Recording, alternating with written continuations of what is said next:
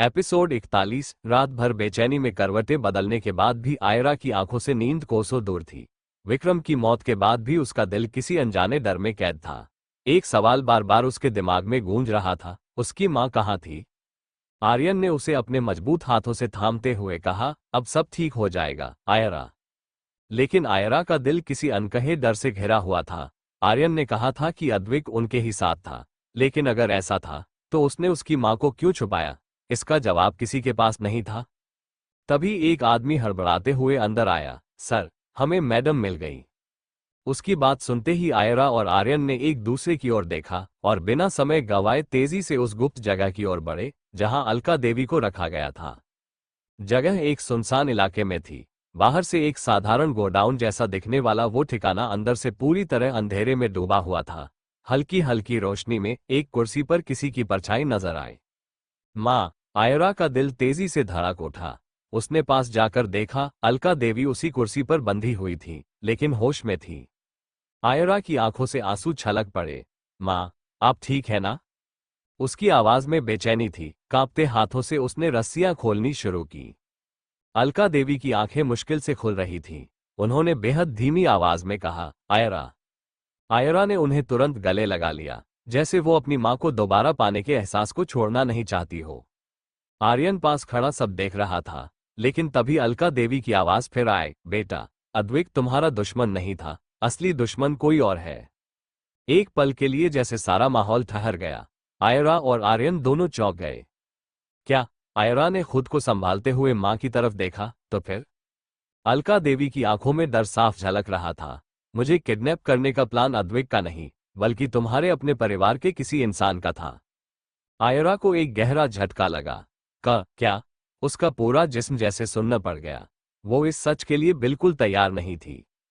घर के दरवाजे के अंदर कदम रखते ही एक अजीब सी बेचैनी आयरा के दिल में दौड़ गई। अंदर नरेश पहले से ही सोफे पर बैठा हुआ था, चेहरे पर वही घमंड भरी शांति, जैसे कुछ हुआ ही ना हो। अलका देवी की नजर जैसे ही उस पर पड़ी, उनका पूरा चेहरा गुस्से से भर गया। उन्होंने बिना एक पल गनवाए ऊंची आवाज में कहा, यही है वो इंसान जिसने मुझे किडनैप करवाया। कमरे में जैसे सन्नाटा पसर गया। नरेश का चेहरा एक पल में सफेद पड़ गया। भाभी, ये आप क्या कह रही है? आयरा ने अपनी जगह से हिलते हुए धीरे से कहा, चाचा, ये आप। नरेश के चेहरे पर अब घबराहट थी, लेकिन कुछ ही सेकंड्स में उसने खुद को संभाल लिया। उसने एक झटके में अपनी जगह से उठते हुए गुस्से से कहा, हाँ, मैंने किया ये सब। आयरा और अलका देवी दोनों स्तब्ध रह गई। क्यों? नरेश की आंखों में एक लालच भरी चमक आ गई। क्योंकि तुम्हारी मां ने हमारी प्रॉपर्टी का बड़ा हिस्सा खुद के नाम करवा लिया था। मैं इतने सालों से चुप बैठा देखता रहा, लेकिन अब और नहीं, मुझे सब कुछ चाहिए था। आयरा के अंदर एक अजीब सा खालीपन महसूस हुआ। उसकी आंखों में आंसू आ गए। तो इसका मतलब आपने मेरे पिता की मौत के पीछे भी हाथ था? नरेश ने एक पल के लिए नजरें चुराई, लेकिन अब बचने का कोई रास्ता नहीं था। आर्यन, जो अब तक शांत खड़ा सब देख रहा था, हल्की मुस्कान के साथ आगे बढ़ा। अब सच कबूलने के अलावा तुम्हारे पास कोई रास्ता नहीं है, मिस्टर नरेश। नरेश को पहली बार डर महसूस हुआ। अचानक दरवाजे पर पुलिस की आहट हुई। दरवाजा खुलते ही पुलिस अंदर दाखिल हुई। नरेश ने एक आखिरी कोशिश करते हुए कहा, मुझे माफ कर दो आयरा, मैंने सिर्फ पैसे के लिए किया। लेकिन आयरा ने एक भी शब्द नहीं कहा। उसने बस एक नफरत भरी नजर डाली और पीछे हट गई। पुलिस ने नरेश के हाथों में हथकड़ी डाल दी। अलका देवी ने आयरा को गले लगाया, अब सब खत्म हो गया, बेटा। लेकिन कमरे के कोने में खड़ा आर्यन जानता था, अभी बहुत कुछ बाकी था। एपिसोड 42। रात का सन्नाटा पूरे शहर पर हावी था। ऊंची इमारतों के बीच चमकते पेंट हाउस की एक खिड़की से हल्की रोशनी बाहर आ रही थी। आर्यन अपनी स्टडी में बैठा पुरानी फाइलों को उलट पलट रहा था। मेज पर ढेर सारे कागज बिखरे पड़े थे और उसके सामने एक लैपटॉप खुला था, जिसमें कई डॉक्यूमेंट्स ओपन थे। उसकी उंगलियां एक फाइल के पन्ने पलट रही थी, लेकिन उसका दिमाग कहीं और था। उसकी नजर अचानक अद्विक के फोन रिकॉर्ड्स पर पड़ी, जिसे उसने पुलिस से मंगवाया था। कॉल लॉग में आखिरी कुछ कॉल्स का समय देखकर उसका माथा सिकुड़ गया। कुछ ऐसा था जो उसे परेशान कर रहा था। उसने एक कॉल पर उंगली टिकाई और धीमे से बुदबुदाया, अद्विक की मौत एक एक्सीडेंट नहीं थी। उसने तुरंत फोन उठाकर किसी को कॉल लगाया। उसकी आवाज ठंडी और सख्त थी, मुझे सारी सीसीटीवी फुटेज चाहिए। अभी। स्टडी के दरवाजे के पास खड़ी आयरा ये सुनकर चौंक गई। वो अंदर आई, उसकी आंखों में सवाल थे। तुम अब भी अद्विक की मौत की सच्चाई ढूंढ रहे हो? आर्यन ने धीरे से उसकी ओर देखा। उसकी आंखों में अजीब सी गहराई थी, जैसे वो कुछ ऐसा देख चुका हो जिसे वो समझना नहीं चाहता था। हाँ, क्योंकि मुझे लगता है कि हमने असली गुनहगार को अब तक पकड़ा ही नहीं है। आयरा का दिल एक अजीब आशंका से भर गया। मतलब, इससे पहले कि आर्यन कुछ कहता, दरवाजे पर दस्तक हुई। उसने ठंडे स्वर में कहा, अंदर आओ। आर्यन का आदमी अंदर आया। उसके हाथ में एक छोटी सी पेन ड्राइव थी। उसने आर्यन की ओर बढ़ाते हुए कहा, सर, ये रही वो फुटेज जो आपने मंगवाई थी। आर्यन ने बिना एक पल गनवाए पेन ड्राइव ली और लैपटॉप में लगाई। स्क्रीन पर एक वीडियो खुला और कुछ ही सेकंड्स में सीसीटीवी फुटेज प्ले होने लगी। वीडियो में एक सुनसान सड़क दिख रही थी। अद्विक वहां खड़ा किसी से बात कर रहा था, लेकिन वीडियो की क्वालिटी खराब होने के कारण उस शख्स का चेहरा साफ नहीं दिख रहा था। अचानक सड़क के दूसरी ओर से एक काली एसयूवी तेजी से आई और सीधे अद्विक को टक्कर मारकर भाग गई। ये मर्डर था। आर्यन की आवाज में एक ठंडक थी। उसने मुठियां भींच ली। आयरा की सांसें रुक सी गई। लेकिन कार चला कौन रहा था? वीडियो आगे बढ़ा। एक क्षण के लिए एक परछाई दिखी। हल्की रोशनी में किसी का चेहरा स्क्रीन पर झलकने लगा। आयरा की आंखें चौड़ी हो गईं। उसका चेहरा एकदम सफेद पड़ गया। उसने कपकपाते होठों से धीरे से कहा, यह तो असंभव है।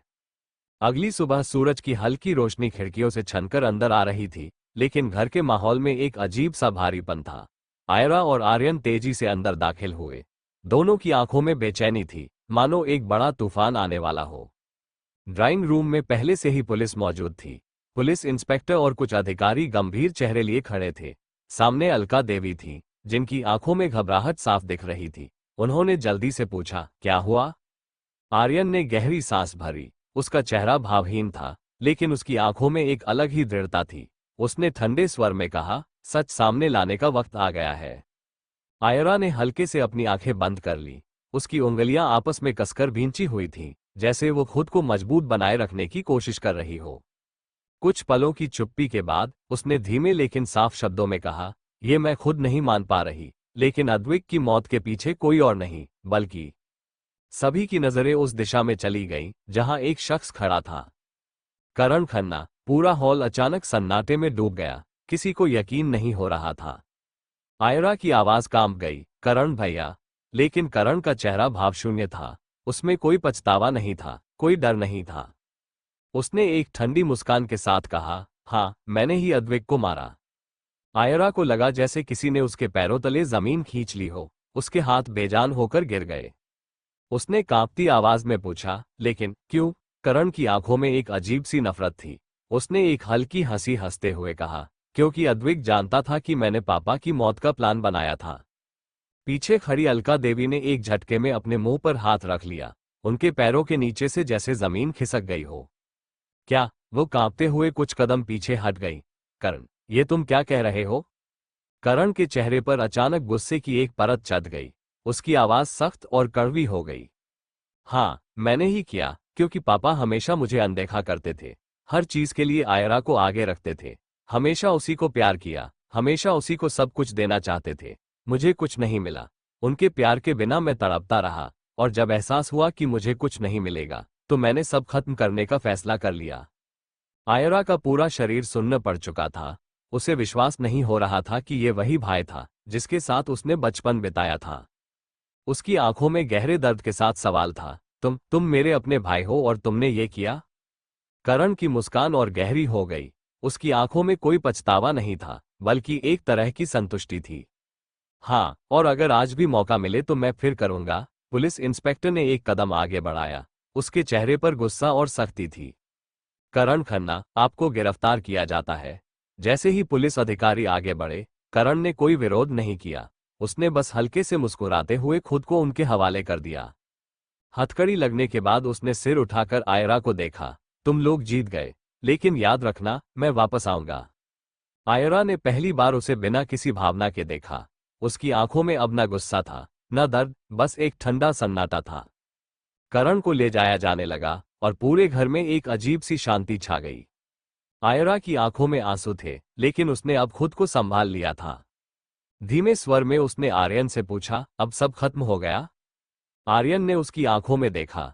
उसके चेहरे पर हल्की सी मुस्कान थी, लेकिन उसकी आवाज में एक रहस्यमयी गहराई थी। नहीं, अब नई शुरुआत होने वाली है। एपिसोड 43। रात गहरी हो चली थी। घर के हर कोने में सन्नाटा पसरा हुआ था। करण की गिरफ्तारी के बाद से एक अजीब सा खालीपन महसूस हो रहा था, जैसे कोई तूफान सब कुछ उजाड़ कर चला गया हो और अब केवल खंडहर बचे हों। घर के अंदर एक भी हलचल नहीं थी। अलका देवी अपने कमरे में खुद को बंद कर चुकी थी और बाकी सदस्य भी अपनी जगहों पर बेजान से पड़े थे। लेकिन आयरा, वो इस सन्नाटे से दूर छत पर खड़ी थी। ठंडी हवा उसके चेहरे से टकरा रही थी, लेकिन उसे किसी चीज का एहसास नहीं हो रहा था। उसके अंदर इतनी हलचल थी कि बाहर की शांति उसे बेचैन कर रही थी। उसकी आंखें दूर कहीं शून्य में टिकी थीं। दिमाग में कई सवाल चल रहे थे, लेकिन किसी का जवाब नहीं था। तभी पीछे से हल्की आहट हुई। किसी के कदमों की धीमी चाल उसकी तन्हाई को तोड़ रही थी। वो बिना पीछे देखे समझ गई कि कौन है। आर्यन उसके पास आकर रुका। कुछ पल तक वो बस उसे देखता रहा, फिर हल्की आवाज में बोला, यहाँ ठंडी हवा क्यों खा रही हो? उसकी आवाज सुनते ही आयरा ने धीरे से सिर झुका लिया। वह चाहकर भी उसकी आंखों में नहीं देख पा रही थी। बस सब कुछ अचानक खत्म हो गया, लेकिन फिर भी अंदर एक खालीपन सा लग रहा है।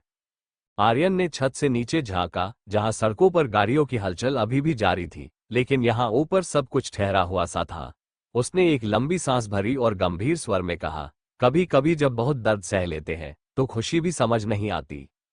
आयरा ने उसकी ओर देखा। उसकी आंखों में सवाल था, तुम्हें कैसे पता?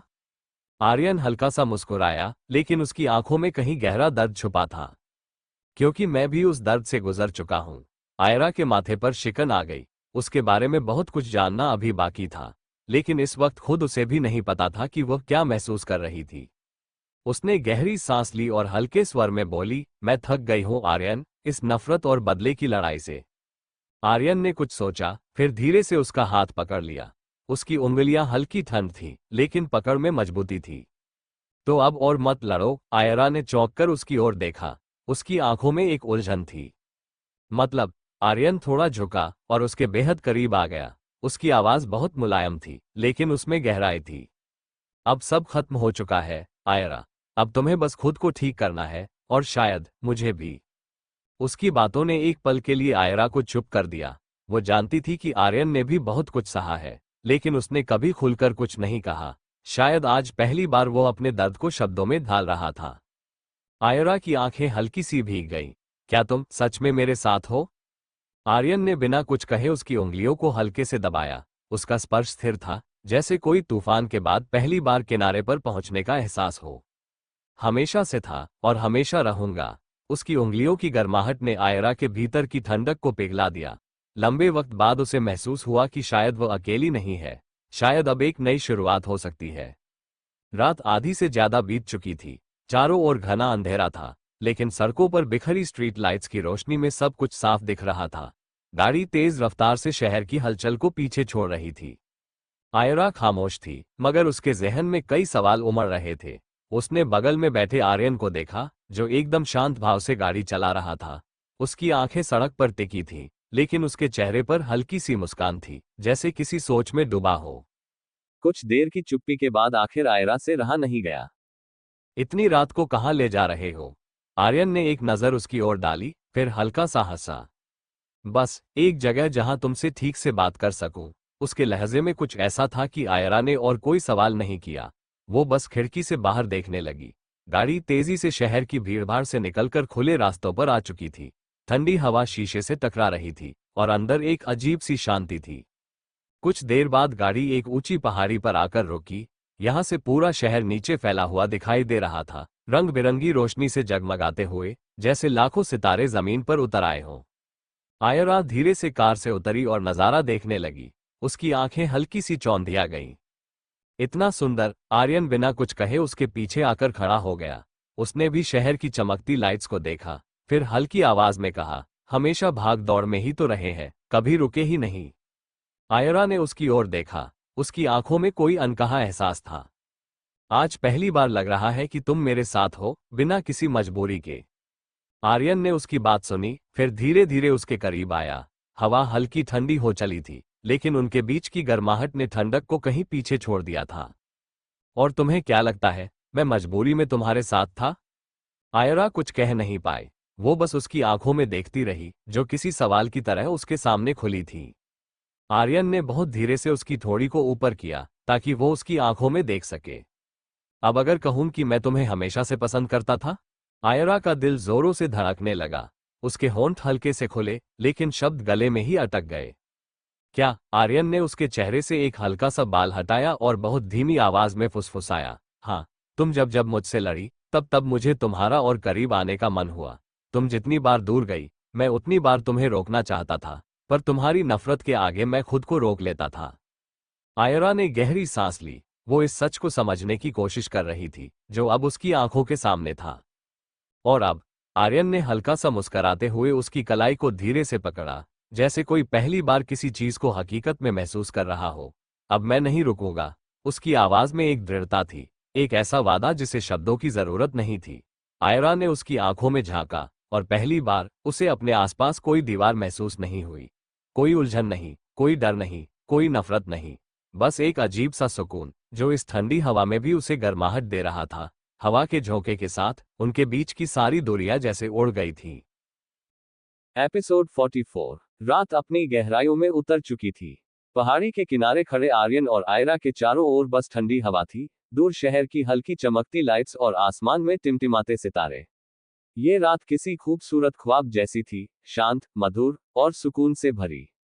लेकिन इस ख्वाब के पीछे एक हकीकत थी, जो अब भी अधूरी थी। आर्यन आयरा को देख रहा था। उसकी आंखों में कुछ था, कोई अनकही बात, कोई छिपा हुआ जज्बात जिसे वह अब तक अनदेखा करती आई थी। उसके चेहरे पर हल्की मुस्कान थी, लेकिन उसकी आंखों में एक गहरी उदासी थी, जैसे वह किसी अनकहे दर्द को अपने अंदर दबाए खड़ा हो। आयरा ने धीरे से उसका हाथ छुआ। तुम ठीक हो ना? आर्यन ने एक पल के लिए उसे देखा, फिर बहुत धीमी आवाज में कहा, हाँ, शायद पहली बार ठीक लग रहा है। लेकिन इस सुकून भरे लम्हे को अचानक ही एक कड़वी सच्चाई ने तोड़ दिया। आर्यन की जेब में रखा फोन वाइब्रेट करने लगा। उसने अनमने ढंग से फोन निकाला और स्क्रीन पर चमकते नाम को देखा, Advik missed calls 5 inches. Aryan की आंखों में जमी हुई शांति अचानक ठंडे गुस्से में बदल गई। उसके जबड़े भिंच गए। अब क्या बचा है, अद्विक? वह खुद से बुदबुदाया। आयरा ने स्क्रीन पर चमकते नंबर को देखा और गहरी सांस ली। वो हमें चैन से जीने नहीं देगा, है ना? आर्यन ने बिना कुछ कहे फोन उठाया और कॉल बैक किया। कुछ सेकंड्स तक फोन की दूसरी तरफ सन्नाटा था, फिर अचानक एक ठंडी हंसी गूंजी, एक ऐसी हंसी जिसमें नफरत, जलन और जीत का एहसास था। मुझे लगा तुम मेरी कॉल इग्नोर करोगे, पर तुम तो खुद को बहुत बड़ा हीरो समझते हो, है ना? आर्यन की उंगलियां मुट्ठी में कस गईं। उसकी आवाज अब और भी सख्त हो गई थी। क्या चाहिए, अद्विक? दूसरी तरफ से अद्विक की आवाज आई, जिसमें शैतानी का अजीब सा लहजा था। बस तुम्हारी जान, और तुम्हारी सबसे बड़ी कमजोरी, आयरा। आयरा ने आर्यन की आंखों में देखा। वो घबरा गई थी, लेकिन उसकी आंखों में डर के साथ एक सवाल भी था, अब क्या? और तभी एक गोली की तेज आवाज गूंजी। रात की शांति टूट गई थी। पक्षी डरकर उड़ गए, और हवा अचानक भारी हो गई। आयरा के पैरों तले जमीन खिसक गई। आर्यन ने झटके से फोन गिरा दिया और एक झटके में आयरा की ओर मुड़ा।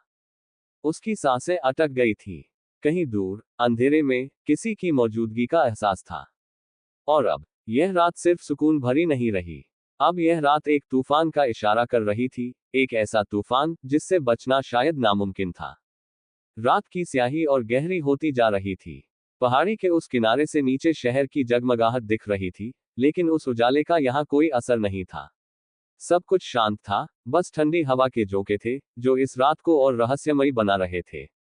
आर्यन और आयरा वहीं खड़े थे, एक दूसरे की आंखों में बीते कुछ पलों की सच्चाई को समेटने की कोशिश कर रहे थे।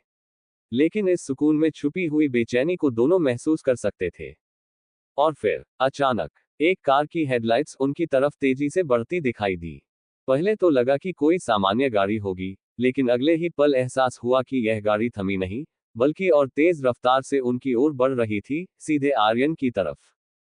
आर्यन, हटो! आयरा की आवाज एक दहशत भरी चीख बनकर पहाड़ियों में गूंज गई।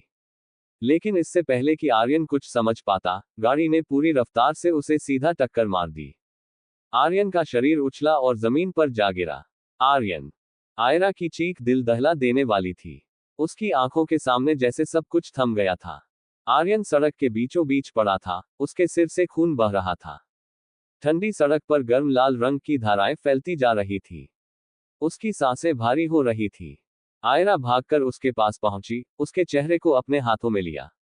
नहीं, नहीं, तुम कुछ नहीं कर सकते, आर्यन। सुनो, आंखें खोलो, प्लीज। लेकिन आर्यन की पलकें धीरे धीरे गिरने लगी। और तभी कार वहीं रुक गई। दरवाजा खुला। आदतन आयरा का शरीर डर से कांप गया, जैसे उसे पहले से पता था कि गाड़ी से कौन बाहर आने वाला है। अद्वैक। उसका साया अंधेरे में और भी डरावना लग रहा था। उसकी चाल में वही ठंडापन था, और उसके हाथ में चमकती बंदूक। उसने एक कुटिल मुस्कान के साथ सिर झुकाकर आर्यन की हालत को देखा और फिर सिर हिलाया। खेल खत्म, प्रोफेसर। उसकी हंसी पहाड़ियों से टकराकर गूंज उठी। आयरा की आंखों से आंसू गिरने लगे, लेकिन इस वक्त उसे रोने की इजाजत नहीं थी। तुमने क्या किया, अद्वैक? अद्वैक ने कंधे उचका दिए, जैसे कुछ खास नहीं हुआ हो। जो हमेशा से होना था। उसने बंदूक सीधी आयरा पर तान दी। अब तुम्हारी बारी। आयरा के दिल की धड़कनें जैसे रुकने लगी। उसने अपनी आंखें कसकर बंद कर ली। सिर्फ एक पल, सिर्फ एक पल और। धाए। गोली चलने की आवाज हवा को चीरते हुए गूंजी। लेकिन गोली आयरा को नहीं लगी, बल्कि अद्वैक की आंखें हैरानी से फैल गईं। उसके चेहरे पर पहली बार डर दिखाई दिया। आयरा ने घबराते हुए धीरे धीरे अपनी आंखें खोली और सामने का दृश्य देखा। और जो उसने देखा, उसने उसकी आत्मा को हिलाकर रख दिया। माँ, हाँ, अलका देवी। वह वहीं खड़ी थी, आयरा के सामने। और उनके सीने से खून बह रहा था। गोली सीधा उनके दिल के पास लगी थी। उनका शरीर एक पल के लिए कांपा, और फिर धीरे धीरे लड़खड़ाते हुए नीचे गिरने लगा। नहीं। आयरा ने दौड़कर उन्हें पकड़ लिया, लेकिन बहुत देर हो चुकी थी। माँ, नहीं, प्लीज, कुछ बोलिए, प्लीज। अलका देवी की आंखों में अब भी ममता थी। उन्होंने कांपते हाथों से आयरा के चेहरे को छुआ, जैसे उसे आखिरी बार महसूस कर लेना चाहती हो। फिर उनके होठों से बस एक शब्द निकला, सुन, संभल। और उनकी आंखें हमेशा के लिए बंद हो गईं। माँ, आयरा की चीख ने इस रात की स्याही को और गहरा कर दिया। अद्वैक अब भी स्तब्ध था। वह शायद यह नहीं चाहता था, या शायद वह पहली बार खुद को असली हारता देख रहा था। और तभी पुलिस की गाड़ियां वहां आ पहुंची। सायरन की आवाज ने माहौल को और भी डरावना बना दिया। लाइट्स की चमक में सब कुछ साफ हो चुका था। खून से सनी जमीन, एक बेटी की टूटती हुई दुनिया, और एक अपराधी की हार। एपिसोड 45। सुबह के 5 बज रहे थे, लेकिन हॉस्पिटल के उस इमरजेंसी वार्ड में समय जैसे ठहर गया था। सफेद दीवारें, दवाइयों की गंध, डॉक्टरों और नर्सों की तेज आवाजें, सब कुछ माहौल को और भी भारी बना रहे थे। आयरा वहीं खड़ी थी। उसकी आंखें सूखी नहीं थी, लेकिन आंसू बह भी नहीं रहे थे। जैसे दर्द इतना गहरा था कि अब उसकी आंखों से नहीं, उसकी रूह से टपक रहा था। पूरी रात वो एक सेकंड के लिए भी अपनी पलकें नहीं झपका पाई थी। आर्यन को इमरजेंसी वार्ड में ले जाया गया था। उसका सिर, वहां से अब भी खून बह रहा था। डॉक्टरों की टीम उसे बचाने में लगी थी। लेकिन उस वार्ड के बाहर खड़ी आयरा, उसकी दुनिया वहीं दरवाजे के पार रुकी हुई थी। उसके हाथ अब भी खून से सने थे, आर्यन का खून। हर बीतते सेकंड के साथ उसके अंदर बेचैनी बढ़ती जा रही थी। नर्सें लगातार अंदर बाहर आ रही थी, लेकिन किसी के पास कोई जवाब नहीं था। और फिर अचानक दरवाजा खुला। डॉक्टर बाहर आए, चेहरे पर गंभीरता लिए हुए। आयरा का दिल जोर से धड़का। डॉक्टर, उसकी आवाज कांप रही थी। डॉक्टर ने गहरी सांस ली, जैसे कुछ भी कहने से पहले खुद को तैयार कर रहे हो। हम पूरी कोशिश कर रहे हैं, मिस आयरा, लेकिन बहुत ज्यादा खून बह चुका है। उसे होश में आना होगा, तभी कुछ कहा जा सकता है।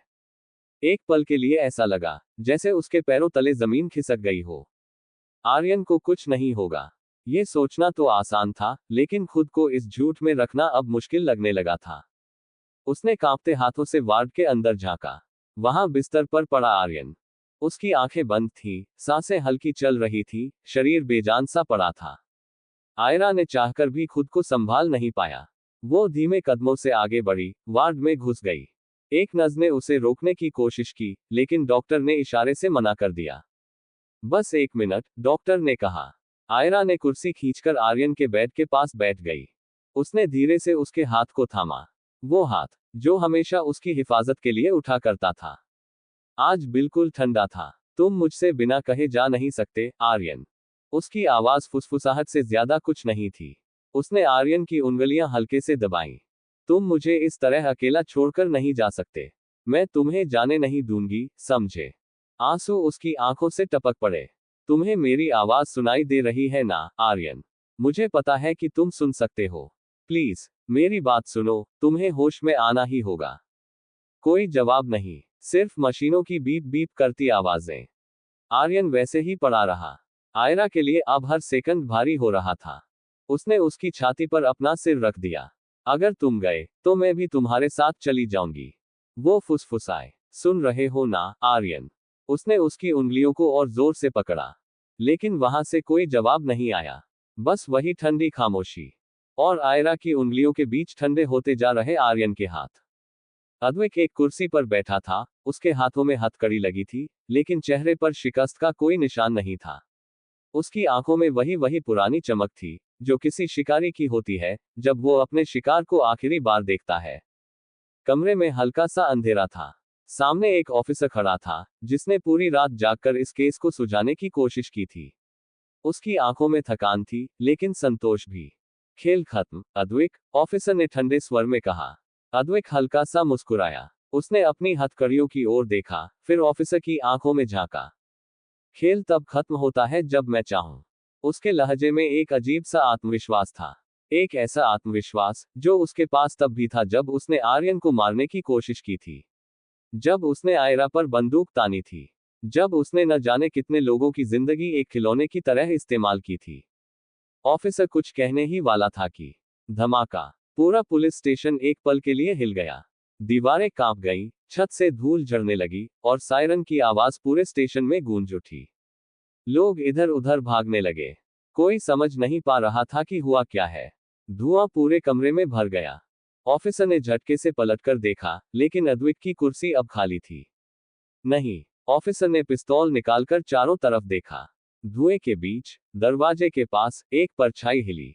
अद्वैक। वो हथकड़ियों से आजाद हो चुका था। मैं किसी जेल के लिए नहीं बना। उसकी आवाज किसी गूंज की तरह पूरे कमरे में फैल गई। ऑफिसर ने ट्रिगर दबाने की कोशिश की, लेकिन तभी अद्वैक ने अपनी जेब से एक छोटा डिवाइस निकाला। एक नीली स्क्रीन चमकी, जिस पर कुछ लाल अंक उल्टी गिनती में बदल गए।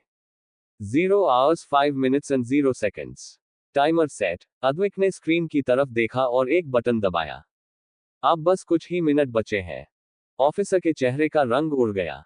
ये क्या किया तुमने? अद्वैक की मुस्कान और चौड़ी हो गई। एक छोटा सा तोहफा दिया है। पूरे स्टेशन को उड़ाने के लिए 5 मिनट काफी हैं, नहीं? ऑफिसर ने झपटकर अद्वैक की ओर बढ़ने की कोशिश की, लेकिन तभी बाहर से लगातार गोलियों की आवाजें आने लगी। अद्वैक के आदमी बाहर खड़े थे। वो अपनी पूरी प्लानिंग कर चुका था। अब सिर्फ कुछ ही मिनटों में पूरा खेल पलटने वाला था। आयरा की आंखें रात भर जागने की गवाही दे रही थी। वो आर्यन के बेड के पास बैठी थी, उसका हाथ मजबूती से पकड़े हुए।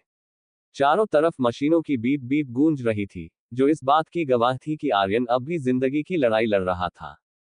उसके चेहरे पर हल्की चोटों के निशान थे, सिर पर पट्टियां बंधी थीं, और सांसें मशीनों के सहारे चल रही थी। लेकिन आयरा की पकड़ ढीली नहीं पड़ी थी। उसने अपनी आंखों में आए आंसुओं को रोका और फुसफुसाए, तुम्हें उठना होगा, आर्यन, मेरे लिए नहीं, हमारे अधूरे सफर के लिए। वो उसके चेहरे को देखती रही, जैसे उसकी निगाहों की गर्माहट ही उसे वापस बुला लेगी। लेकिन आर्यन की पलकें अब भी बंद थीं। आयरा का दिल डूबने लगा। क्या तुम मुझे छोड़ दोगे? उसने धीरे से उसकी उंगलियां छुई। और तभी एक हलचल हुई। आर्यन की उंगलियां बहुत हल्के से हिली। आयरा का दिल जोर से धड़क उठा। उसकी आंखों में आशा चमकी। आर्यन। आर्यन की पलकें कांपी, फिर धीरे धीरे खुली। उसकी नजरें बोझिल थीं, लेकिन जब उसने आयरा को देखा, तो एक हल्की मुस्कान उभर आई। आयरा। आयरा की आंखों से आंसू बह निकले। उसने झट से उसका हाथ और कसकर पकड़ लिया। तुम ठीक हो? आर्यन ने एक थकी हुई मुस्कान दी, हमेशा की तरह तुम्हारी वजह से जिंदा हूं। आयरा ने राहत की सांस ली और धीरे से अपना सिर उसकी बाहों पर रख दिया। उसे ऐसा लग रहा था जैसे उसकी सारी थकान, उसका सारा डर, उसकी सारी बेचैनी, सब एक पल में खत्म हो गया हो। लेकिन तभी बॉम्ब डिफ्यूज नहीं हो पाया। एक पुलिस वाले की चीख गूंजी। आयरा का पूरा शरीर एक झटके में सीधा हो गया। उसने सिर उठाकर देखा। हॉस्पिटल में बम। उसके मुंह से मुश्किल से आवाज निकली। आर्यन की आंखें अब पूरी तरह खुल चुकी थी। उसने अपने आसपास देखा, फिर आयरा की तरफ। उन दोनों की आंखें मिली। अद्विक की आखिरी चाल अब सामने थी। अब क्या सब खत्म होने वाला था? एपिसोड 46। हॉस्पिटल में चीख पुकार मची थी। हर तरफ अफरा तफरी का माहौल था। मरीजों को बाहर निकालने की कोशिशें हो रही थीं। डॉक्टर और नर्सें जितनी जल्दी हो सके लोगों को सुरक्षित स्थान पर भेजने में जुटे थे, लेकिन हॉस्पिटल के अंदर अब भी कई लोग फंसे थे। पुलिस वाले अपने वायरलेस पर लगातार अपडेट दे रहे थे। बम स्क्वाड अपनी पूरी कोशिश कर रहा था, लेकिन फिर भी किसी ने घबराई हुई आवाज में चीखकर कहा, बॉम्ब डिफ्यूज नहीं हो पाया। आर्यन, जो अभी कुछ ही मिनट पहले होश में आया था, ये सुनते ही उठने की कोशिश करने लगा। उसका शरीर अभी भी कमजोर था, लेकिन उसके भीतर का जुनून उसे रोकने नहीं दे रहा था। आयरा ने घबराकर उसे थाम लिया। आर्यन, तुम अभी नहीं उठ सकते। तुम्हारी हालत देखी है। अभी तुम्हें आराम की जरूरत है। लेकिन आर्यन की आंखों में चिंता से ज्यादा एक अलग ही पागलपन था। आयरा, मुझे जाना होगा। हॉस्पिटल के अंदर अब भी लोग फंसे हैं, और अद्विक नहीं चाहता कि मैं बचूं। आयरा ने उसकी आंखों में झांका। वहां डर नहीं था, सिर्फ एक ही जिद थी, लोगों को बचाने की। उसका दिल डूब गया। उसने अपने हाथों की पकड़ और मजबूत की। तुम नहीं जा सकते। तुम्हारी हालत ठीक नहीं है। अगर तुम गए तो। आर्यन ने उसके हाथ पर अपनी पकड़ और कस दी, लेकिन इससे पहले कि वो कुछ कहता, आयरा ने गहरी सांस ली और खुद ही फैसला सुना दिया। तो ठीक है, मैं जा रही हूं।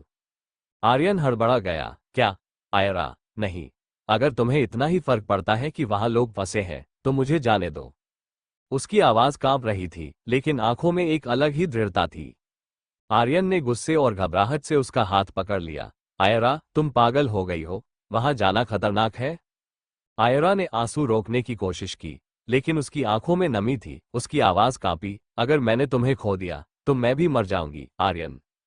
आर्यन की सांस अटक गई। वो कुछ कहता, उससे पहले ही आयरा ने झटके से अपना हाथ छुड़ाया और तेजी से दरवाजे की ओर भागी। आयरा। आर्यन का दिल जोर जोर से धड़कने लगा, लेकिन तब तक बहुत देर हो चुकी थी। आयरा हॉस्पिटल के अंदर जा चुकी थी, मौत के मुंह में। आयरा तेजी से बेसमेंट की ओर भागी। उसकी सांसें तेज हो रही थीं, दिल जोर जोर से धड़क रहा था। हर तरफ अंधेरा था, लेकिन दूर एक टेबल के नीचे कुछ हल्की सी रोशनी झिलमिला रही थी। उसने घबराकर नजरें घुमाई। ये वही था, बम। टाइमर लगातार टिक टिक कर रहा था। 2 बजे बचे थे। उसके हाथ ठंडे पड़ने लगे। दिमाग सुन्न हो रहा था। मुझे कुछ करना होगा, वरना सब खत्म हो जाएगा। उसने जल्दी से बम के चारों ओर नजर दौड़ाई। लाल, हरा, नीला, 3 अलग अलग तारों से जुड़ा था वो टाइमर। अब क्या करूं? उसका दिमाग दौड़ने लगा। उसकी उंगलियां हिचकिचा रही थी, और डर धीरे धीरे उसे अपनी जकड़ में ले रहा था। तभी एक आवाज गूंजी, लाल तार काटो, आयरा। आयरा का दिल उछल पड़ा। उसने झटके से पीछे मुड़कर देखा। एक हॉस्पिटल स्टाफ का आदमी वहां खड़ा था, सफेद कोट पहने हुए, चेहरे पर हल्की सी मुस्कान, लेकिन उसकी आंखों में कुछ अजीब था। आयरा के दिमाग में एक झटका सा लगा। उसकी मुस्कान, ये मुस्कान ऐसी क्यों थी? वो धीरे धीरे आगे बढ़ी, लेकिन उसकी नजरें आदमी की हर हरकत पर थीं। अद्विक ने भेजा है तुम्हें, है ना? वो आदमी थोड़ा झिझका, लेकिन फिर हल्की सी मुस्कान के साथ सिर झुका दिया। सॉरी मैम, लेकिन मैं मजबूर हूं। आयरा का खून खौल उठा। वो अब और इंतजार नहीं कर सकती थी। उसकी आंखों में अचानक एक ठहराव आ गया, होंठ सख्त हो गए। तो ठीक है, मैं अपनी शर्तों पर हारूंगी। आदमी कुछ समझ पाता उससे पहले ही आयरा ने झपटकर बम के सभी तारों को एक झटके में खींच दिया। एक पल के लिए सन्नाटा छा गया। टाइमर रुका। कमरे में बस 2 धड़कनें गूंज रही थीं, आयरा की और उस आदमी की, जो अब उसे अविश्वास से देख रहा था। आयरा की सांसें अनियंत्रित थीं, लेकिन उसकी आंखों में अब कोई डर नहीं था। खेल खत्म, अद्विक। बाहर खड़े हर शख्स की आंखों में डर था। हॉस्पिटल के चारों ओर भीड़ जमा हो चुकी थी। एम्बुलेंस की आवाजें, पुलिस की चेतावनी, लोगों की घबराहट, सब कुछ एक पल के लिए ठहर सा गया था। लेकिन एक इंसान था, जिसके लिए ये ठहराव मौत के समान था। आर्यन। उसका दिल पागलों की तरह धड़क रहा था। उसके कानों में हर आवाज गूंज रही थी, लेकिन उसे सिर्फ एक ही नाम सुनाई दे रहा था, आयरा। उसने पुलिस ऑफिसर की कॉलर पकड़ ली। मुझे अंदर जाने दो। आयरा को कुछ नहीं होना चाहिए। पुलिस वाले ने उसे जोर से पीछे धकेला। अभी नहीं, वहां जाना खतरे से खाली नहीं है। और तभी बूम, जमीन कांप उठी। एक जोरदार धमाका हुआ, तेज आग की लपटें उठी और धुआं पूरे हॉस्पिटल में फैल गया। लोग चीखने लगे, कुछ अपने कानों को पकड़कर जमीन पर बैठ गए तो कुछ भागकर दूर जाने लगे। हॉस्पिटल का एक हिस्सा भरभराकर गिरने लगा। आर्यन की आंखों के सामने अंधेरा छा गया।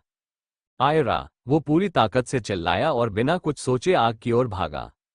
रुको, नहीं। कई पुलिस वाले उस पर झपटे और उसे रोक लिया। छोड़ो मुझे, आयरा अंदर है, मुझे जाने दो। लेकिन किसी ने उसे नहीं छोड़ा। धुआं और चिंगारियों के बीच बस एक भयानक खामोशी थी। आर्यन की सांसें तेज हो गईं। उसकी आंखों में आंसू थे, लेकिन उसके दिल में सिर्फ एक सवाल गूंज रहा था।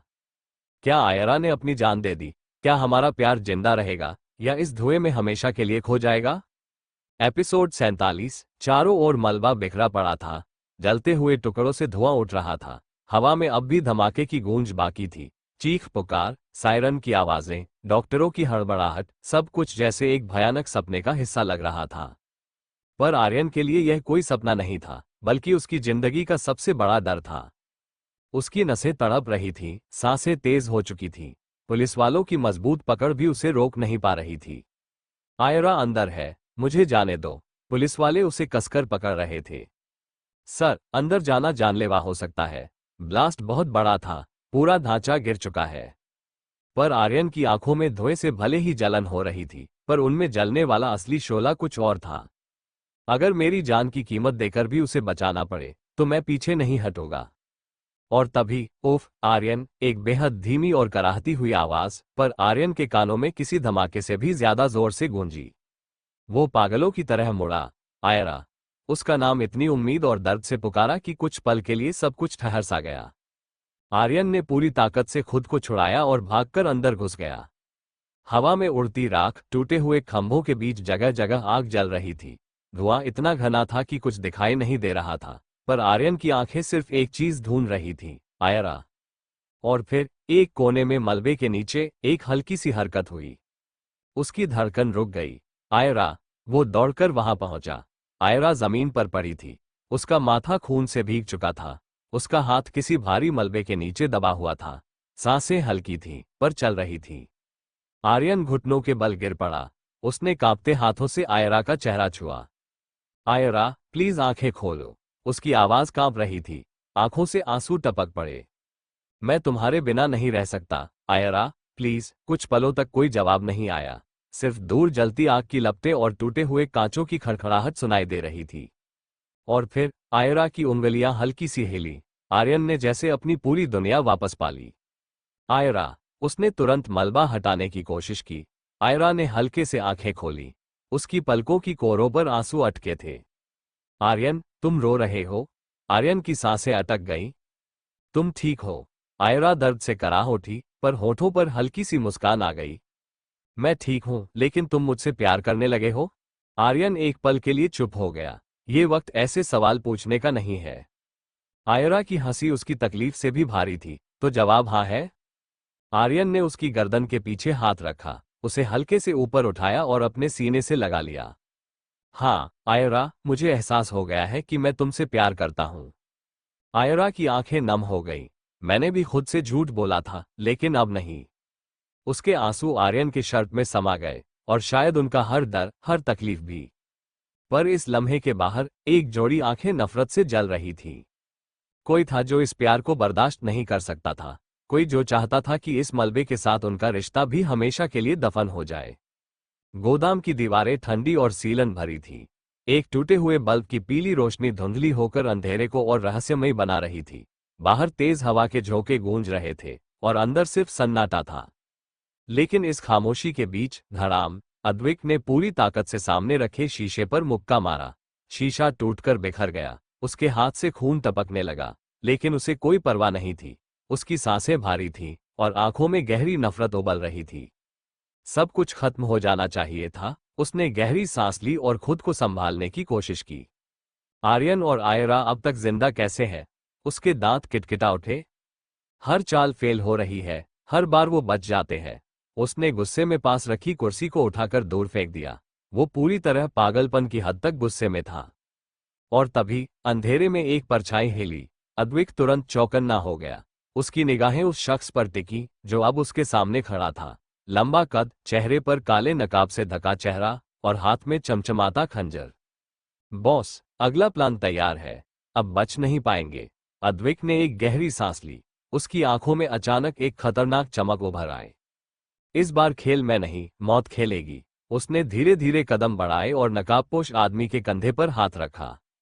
आर्यन और आयरा ने जो किया उसकी सजा अब मिलेगी, पर इस बार सजा देने वाला मैं नहीं हूं। उसने नकाबपोश की आंखों में झांका। अब उनकी किस्मत तय करेगी कि वो जिंदा बचेंगे या हमेशा के लिए खत्म हो जाएंगे। नकाबपोश हल्का सा मुस्कुराया। तो फिर खेल शुरू किया जाए। अद्विक की उंगलियां मुट्ठी में भींच गई। हाँ, और इस बार खेल खत्म भी मैं ही करूंगा। बाहर हवा और तेज चलने लगी। गोदाम के जंग लगे दरवाजे जोर से हिले, जैसे आने वाली तबाही का इशारा कर रहे हो। कहीं दूर किसी की जिंदगी बदलने वाली थी, या शायद खत्म होने वाली थी।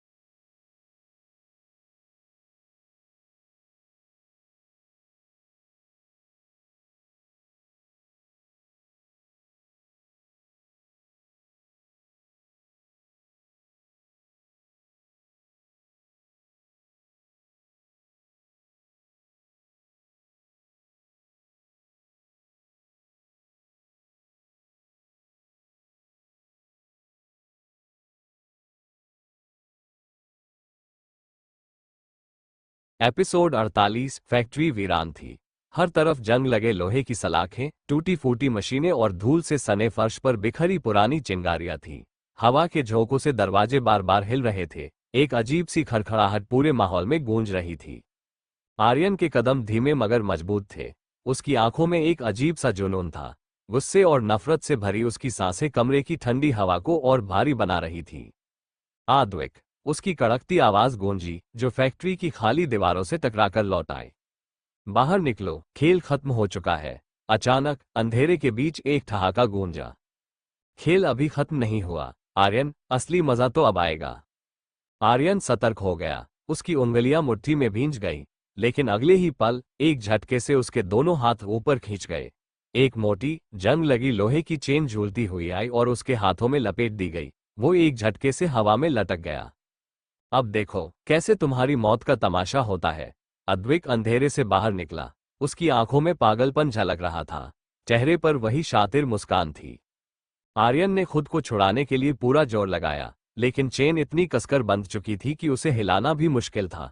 उसने दांत भींचकर अद्विक की ओर देखा। तू सोच भी नहीं सकता कि अगर मैं इस बंधन से छूटा तो तेरा क्या हाल करूंगा। अद्विक ठहाका मारकर हंस पड़ा। अच्छा, लेकिन मुझे लगता है कि इस बार तू बच नहीं पाएगा। लेकिन तभी धाए धाए गोलियों की आवाज गूंज उठी। अद्विक के आदमी एक एक कर गिरने लगे। खून का छींटा उड़कर दीवारों पर चिपक गया। आर्यन की आंखें फटी रह गईं। सामने धुएं के बीच एक हाथ में बंदूक थामे आयरा खड़ी थी। उसका चेहरा पसीने से भरा था, सांसें तेज चल रही थीं, लेकिन उसकी आंखों में वही जुनून था, वही आग जिसने आज आर्यन की जिंदगी बचा ली थी। अगर कोई आर्यन को मारने की कोशिश करेगा तो उसे मुझसे होकर गुजरना होगा। उसकी आवाज ठंडी थी, मगर उसमें गूंजता हुआ आत्मविश्वास अद्विक की हंसी को चुप करा चुका था। अद्विक गुस्से से पागल हो उठा। तुमने मुझे बहुत बार हराया आयरा, लेकिन इस बार नहीं।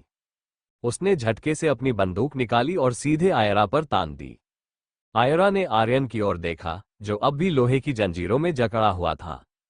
एक पल की खामोशी, फिर अचानक गोली चलने की आवाज फैक्ट्री में गूंज उठी। अद्वैक की आंखों में जुनून झलक रहा था। उसकी उंगलियां ट्रिगर पर कस चुकी थीं। होठों पर वही क्रूर मुस्कान थी जो किसी की मौत का ऐलान कर रही थी।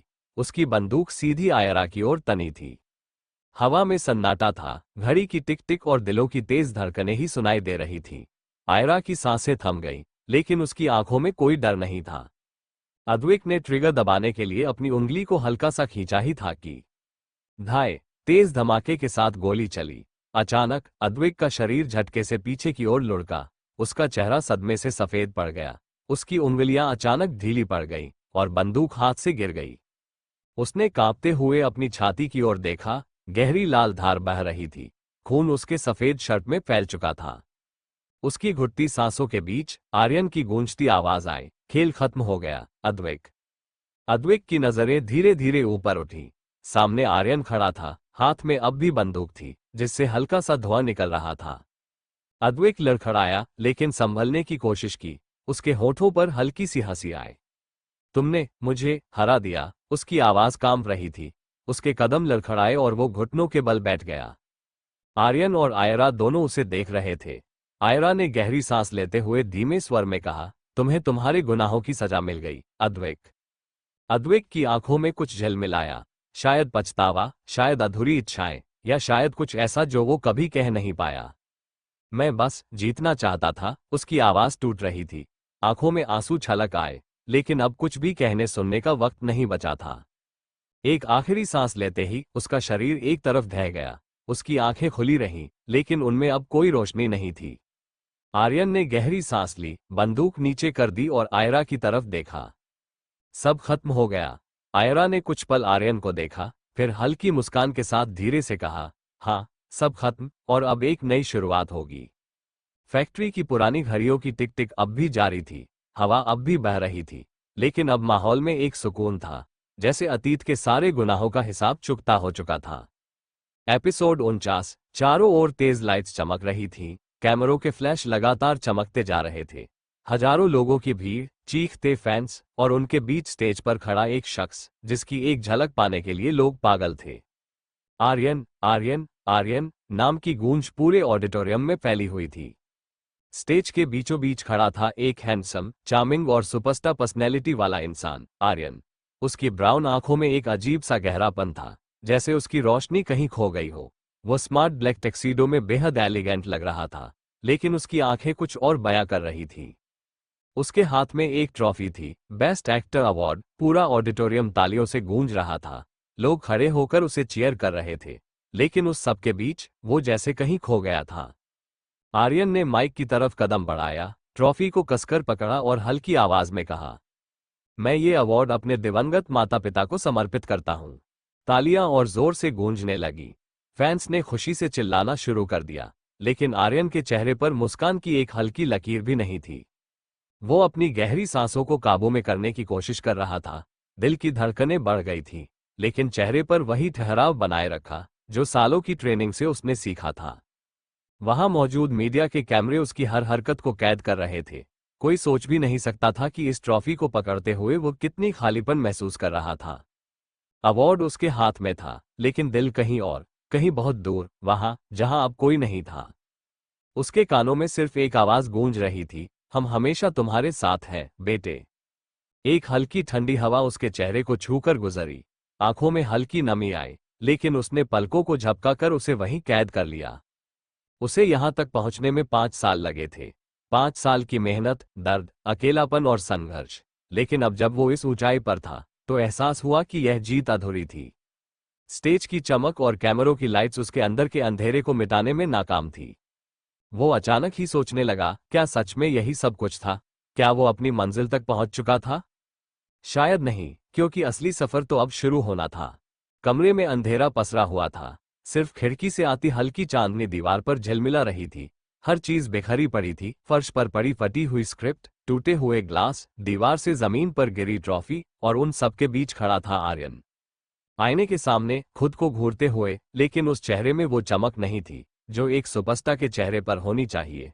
उसकी आंखों में सिर्फ थकान थी, बेइंतहा थकान। वो आईने को देखता रहा, मानो अपने अंदर कुछ तलाशने की कोशिश कर रहा हो, लेकिन हर बार खालीपन ही मिला। अचानक फोन की तेज आवाज ने खामोशी तोड़ी। सर, अगली फिल्म की शूटिंग का शेड्यूल फाइनल हो गया है।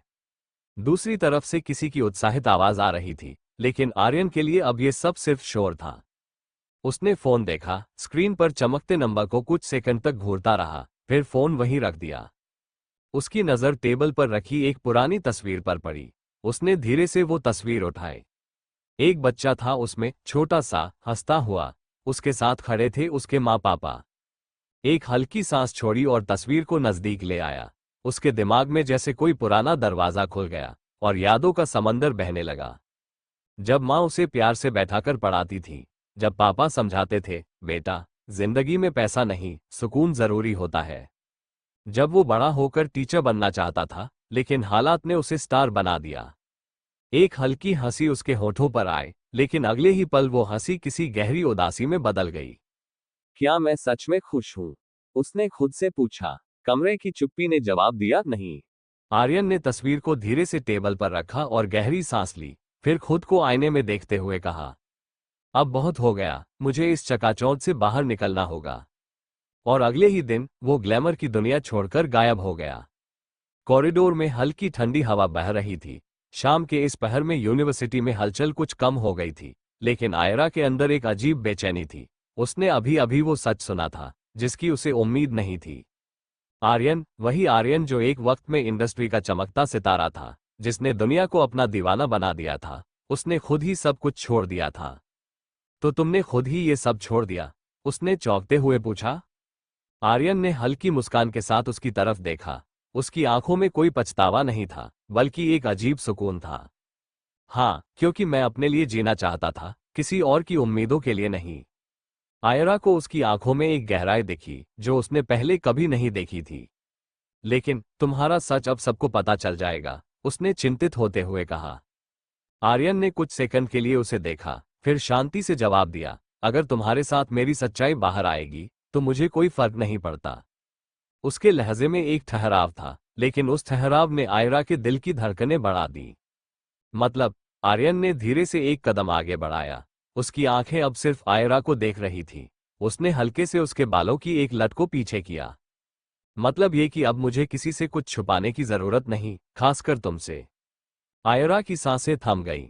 वो इस पल के लिए तैयार नहीं थी, लेकिन न जाने क्यों उसका दिल इस लम्हे में कहीं ठहर सा गया था। आर्यन की मुस्कान गहरी हो गई। उसके चेहरे पर एक अजीब सा आत्मविश्वास था, जैसे उसे अपने हर फैसले पर यकीन था। अब सिर्फ एक काम बाकी है, उसने धीमे स्वर में कहा। आयरा ने सवालिया नजरों से उसे देखा। आर्यन ने हल्के से उसकी आंखों में झांका और धीरे से बोला, अद्वैत के खत्म होने के बाद हमारी नई कहानी की शुरुआत। एपिसोड 50। वीरान फैक्ट्री के अंदर सन्नाटा पसरा हुआ था। हवा में बारूद की गंध घुली थी और जगह जगह गोलियों के निशान बने हुए थे। टूटे हुए शीशे और बिखरी हुई धूल के बीच एक इंसान जमीन पर पड़ा था, अद्वैत। उसका शरीर दर्द से ऐंठ रहा था, उसकी सफेद शर्ट अब लाल हो चुकी थी। आर्यन उसके सामने खड़ा था। उसकी बंदूक से अभी भी धुआं निकल रहा था, लेकिन उसकी आंखों में न गुस्सा था, न कोई राहत, बस एक ठंडी चुप्पी थी, जैसे वो इस पल को महसूस नहीं करना चाहता था। अद्वैत ने कांपते हाथों से अपनी छाती छूने की कोशिश की, खून अब भी बह रहा था। उसने मुश्किल से अपनी आंखें खोली और धुंधली होती निगाहों से आर्यन को देखा।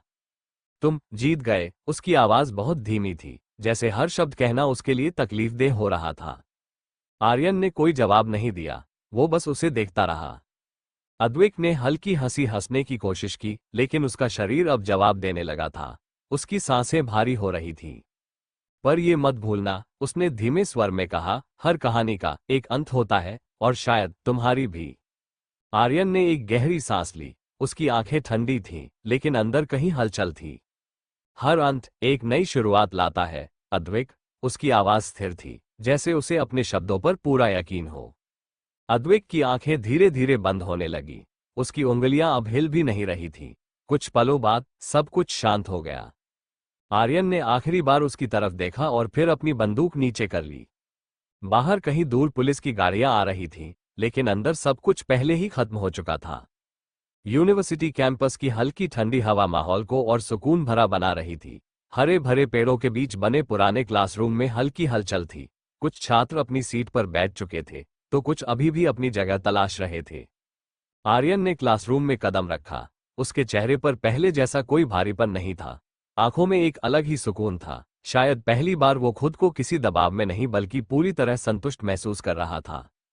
छात्रों ने उसकी तरफ देखा। कुछ हल्की फुसफुसाहट होने लगी। आखिरकार ये वही आर्यन था जो कभी सिल्वर स्क्रीन का चमकता सितारा था, लेकिन आज वो कैमरों की चकाचौंध से दूर किताबों और ज्ञान की दुनिया में खुद को तलाश रहा था।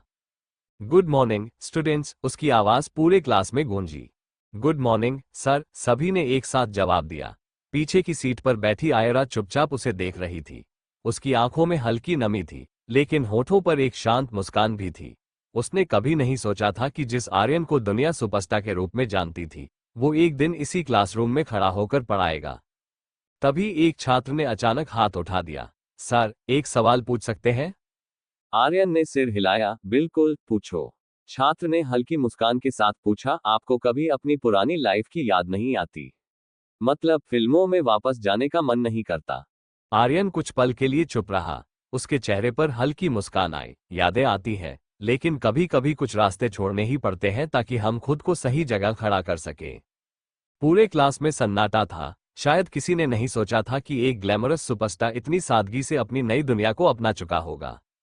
आयरा के चेहरे पर हल्की मुस्कान आ गई। उसने अपनी नजरें नीचे कर ली, जैसे आर्यन की इस बात ने उसके दिल में कहीं गहरी हलचल मचा दी हो। क्लास खत्म होते ही आयरा धीरे धीरे आगे बढ़ी। बाकी स्टूडेंट्स क्लास से बाहर जा रहे थे, लेकिन वो वहीं खड़ी रही। आर्यन ने उसे देखा। क्या हुआ? आयरा हल्के से मुस्कुराई। तो अब सब कुछ नॉर्मल? आर्यन ने उसकी आंखों में झांकते हुए कहा, नॉर्मल से ज्यादा परफेक्ट। आयरा हल्का सा हंसी। उसकी आंखों में एक अलग सी चमक थी। तो अब हमारी कहानी भी शुरू? आर्यन थोड़ा झुका। उसकी आंखों में एक शरारती चमक थी। धीरे से उसने फुसफुसाते हुए कहा, हमारी कहानी तो कब की शुरू हो चुकी थी, बस तुम्हें एहसास अब हुआ है। आयरा शर्मा गई। उसकी पलकों ने हल्की झिझक से नीचे का रास्ता देख लिया। हवा में एक अलग सी मिठास घुल चुकी थी। आर्यन की मुस्कान गहरी हो गई। शायद यही वो सुकून था जिसकी उसे तलाश थी, और शायद उसकी नई जिंदगी की सबसे खूबसूरत शुरुआत भी। समंदर की लहरें हल्के हल्के किनारों से टकरा रही थीं। सूरज ढल रहा था। आसमान में नारंगी और गुलाबी रंगों की खूबसूरत छटा बिखरी हुई थी। ठंडी हवा के हल्के झोंकों में एक अजीब सा सुकून था, जैसे पूरी कायनात किसी खूबसूरत लम्हे की गवाह बनने को तैयार हो। रेत पर बैठा आर्यन चुपचाप समंदर को निहार रहा था। उसकी आंखों में एक अजीब सी शांति थी। पास ही आयरा बैठी थी, जो अपनी उंगलियों से रेत में कुछ आकृतियां बना रही थी। कभी कभी उसकी नजरें आर्यन की तरफ उठती, लेकिन फिर झट से वापस लहरों की ओर चली जाती। थोड़ी देर की खामोशी के बाद आयरा ने धीरे से कहा, क्या हम हमेशा ऐसे ही रह सकते हैं? आर्यन ने उसकी तरफ देखा। उसकी आंखों में वही गहराई थी जो पहली बार मिलने पर थी, लेकिन अब उसमें अपनापन भी था। उसने हल्के से उसका हाथ पकड़ा और एक हल्की मुस्कान के साथ कहा, अगर तुम चाहो तो हमेशा। आयरा के चेहरे पर एक प्यारी सी मुस्कान आई। उसने अपना सिर आर्यन के कंधे पर रख दिया और बंद आंखों से उस लम्हे को महसूस करने लगी। फिर तो दिक्कत है, उसने धीरे से कहा। आर्यन ने भौहें चढ़ाते हुए पूछा, कौन सी दिक्कत? आयरा ने आंखें खोली और हल्की शरारत से मुस्कुराते हुए बोली, तुमने अभी तक मुझे प्रपोज नहीं किया। आर्यन हंस पड़ा। वो हल्का सा झुका, उसके चेहरे के करीब आया और बड़े ही नाटकीय अंदाज में बोला, तो मिस आयरा, क्या आप मेरे साथ अपनी पूरी जिंदगी बिताने के लिए तैयार हैं? आयरा ने नकली सोचने का नाटक किया। उसने अपना सिर हल्का सा झुकाया, होठों को दबाया और फिर मुस्कुराते हुए कहा, हम सोचूंगी। आर्यन ने हल्की हंसी के साथ उसकी नाक दबाई, बहुत देर मत करना। आयरा खिलखिलाकर हंस पड़ी। लहरें उनके पैरों को छूकर वापस लौट रही थीं, जैसे उनका प्यार देखकर मुस्कुरा रही हो। समंदर की लहरों की हल्की आवाज, ठंडी हवा की नर्म छुअन और उनकी हंसी की गूंज, इस पल से खूबसूरत शायद कुछ नहीं था। मोहब्बत कभी खत्म नहीं होती, कभी नए मौसम में खिल जाती है, कभी समंदर की लहरों में मिल जाती है, ये बस एहसास की तरह होती है। कभी आंखों में, कभी सांसों में बस जाती है। शायद ये कहानी यहीं खत्म हुई, या शायद ये तो बस एक नई शुरुआत थी। चमकता सितारा दी एंड, या बस एक नई शुरुआत, चमकता सितारा। आर्यन और आयरा की यह खूबसूरत कहानी आखिरकार अपने मुकाम तक पहुंच गई। एक सफर जो दर्द, जंग, मोहब्बत और नई उम्मीदों से भरा हुआ था, अब अपने अंजाम पर है। आर्यन ने शोहरत की दुनिया को छोड़कर अपने सपनों का रास्ता चुना और आयरा उसकी इस नई दुनिया का सबसे खूबसूरत हिस्सा बन गई। लेकिन क्या यही इस कहानी का आखिरी पन्ना है, या फिर एक नया चैप्टर हमारी स्क्रीन पर दस्तक देने वाला है? थॉट बलून, क्या आप चाहते हैं कि इस कहानी का सीजन 2 आए? स्पीच बलून, क्या आप जानना चाहते हैं कि आर्यन और आयरा की जिंदगी आगे कैसी होगी? लाउड स्पीकर कमेंट में बताइए यस फॉर सीजन 2 या नो। Story is complete. आपके प्यार और सपोर्ट के लिए दिल से शुक्रिया। अगर आपको ये सफर पसंद आया हो तो वीडियो को लाइक करें, शेयर करें और चैनल को सब्सक्राइब करना न भूलें। रॉकेट 1।